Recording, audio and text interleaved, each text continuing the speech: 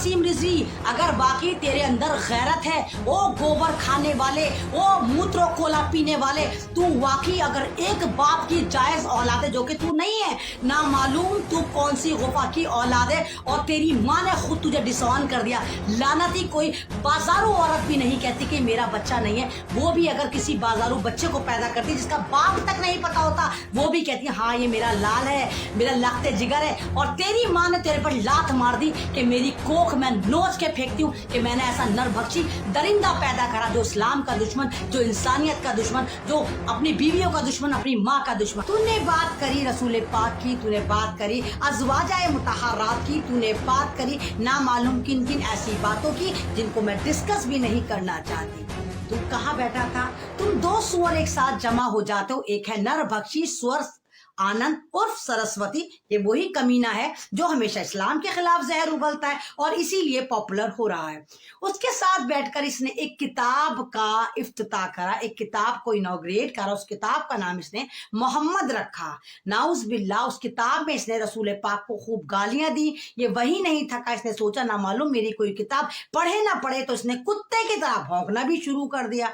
सवाल ये उठता है कि रसूल पाक मैसेंजर ऑफ इस्लाम, जो हमारे मजहब के आखिरी मैसेंजर थे, जो एक मैसेज लेकर आए थे, सवाल ये उठता है उनकी तो बहुत सारी वाइफ थी।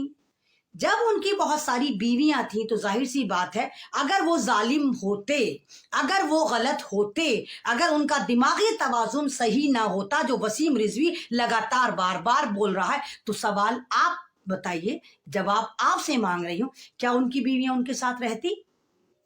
कहीं तो कोई ऐसा वाकया लिखा हुआ होता जहां रसूल पाक की बीवियों को उनसे कोई इशू होता। जबकि दूसरी तरफ जब डिजिटल जमाना है, जब सरकार इनके हाथ में, तमाम नफरतें इनके हाथ में, नफरती चिंटू मुंह भर भर के इस्लाम को गालियां दे रहे, वहीं वसीम रिजवी की दोनों बीवियां इसको छोड़कर जा चुकी हैं, इसके बच्चे छोड़कर जा चुके हैं। इसकी माँ ने अपनी कोख से निकालने के बाद इस सुअर के बच्चे को यहां तक कह दिया कि ये मेरा बेटा नहीं है। वसीम रिजवी की फैमिली से मिलना नहीं चाहती और साफ कहती है ये पागल हो गया।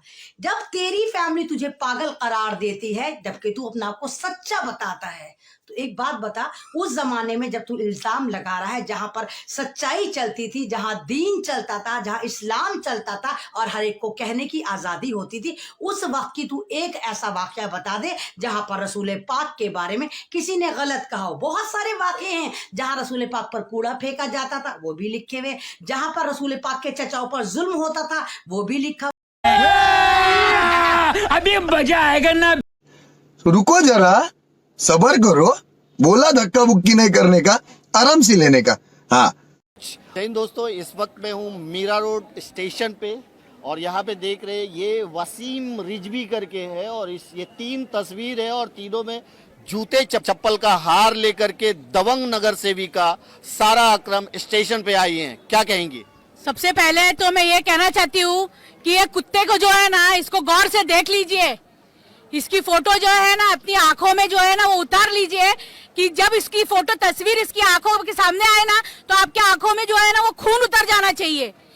ऐसी हरकत की है इसने जो पेटिशन डाली है वो डाली है ताकि कुरान शरीफ की जो आयतें हैं उसमें जो है उसको फर्क करे। तो इसका कहना है कि वो आयतें पढ़कर लोग जो है लड़ाई करते हैं और जोश में आते हैं। तो मैं ये बोलना चाहती हूँ कि ये कुत्ता तो मुसलमान है ही नहीं, क्योंकि हमारी कुरान शरीफ तो आज 1450 सालों से है और उसमें ना एक अल्फाज जुड़ा है और ना एक अल्फाज निकला है और इंशाल्लाह ताला ना ही आगे निकलेगा। कुरान शरीफ की हिफाजत तो अल्लाह ताला ने खुद करने के लिए कही है। तो ये जो नमरूद है, नमरूद की औलाद है, ये क्या करेगा इसमें?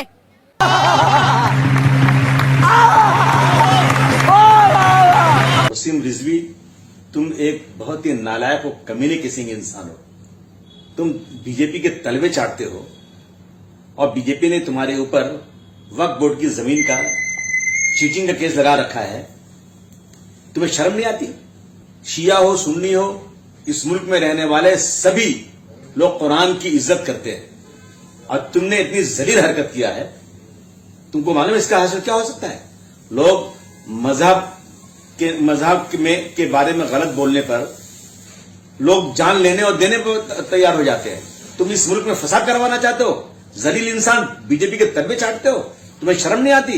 मुझे उम्मीद है कि सुप्रीम कोर्ट तुम्हारी पिटीशन को उठाकर रद्दी टोकरी में फेंकेगा और मेरी सुप्रीम कोर्ट से गुजारिश